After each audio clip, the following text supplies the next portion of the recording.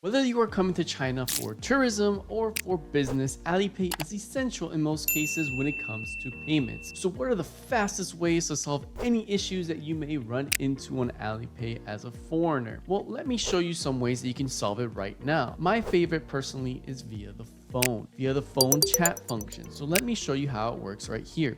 You first log into your Alipay account using your text message and SMS. Then you go in the Me tab at the bottom right corner right there. Here's where it gets interesting. Then you want to select this customer service button right there. So when you go into the customer service, everything might be in Chinese. FYI, if you didn't know, make sure your app is in English. You can actually change some of the settings there.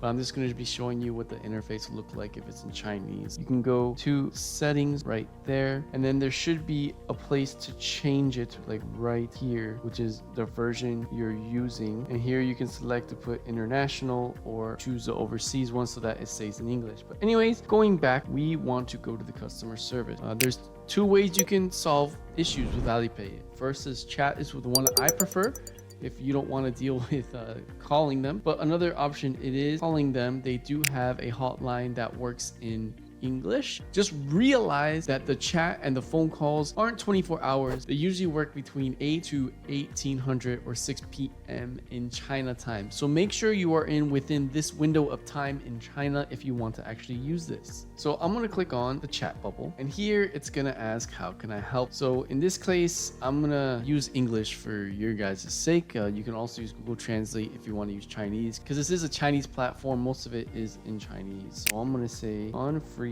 account. Eventually you'll get some options. You have to go play with it like a couple times. Okay, yours should be in English, but mine shows in Chinese. When is the actual customer service to contact them? So actually I was wrong. It's from 8 to midnight for the chat. I think the phone number is from 8 to 6 p.m. So here, when you get to this, obviously I'm outside the window, but you can say two things. You can say customer representative, or you can type in Chinese Rengong like that. And then eventually it will say, okay, we'll get you in contact with the customer service rep. And at that point, you can solve your issues and let them know what's going on. If it's a complicated problem, they may ask you for extra authentication, like what's your passport number that you registered with Alipay. And then that problem, whether it's frozen or you can't send people money, you can't receive money, etc. And of course, the other option is just to give them a phone call if you have the patience and the funds. Like if you're willing to pay for overseas, if you're not inside China, for overseas roaming services, you can give them a phone call to deal with the problem as quickly as possible. They do have English. Just make sure if you just hear them blabbing in Chinese, hey, I need English customer service. I will go ahead and put the hotline phone number up here. They have a domestic one and an international one. So if you're inside China,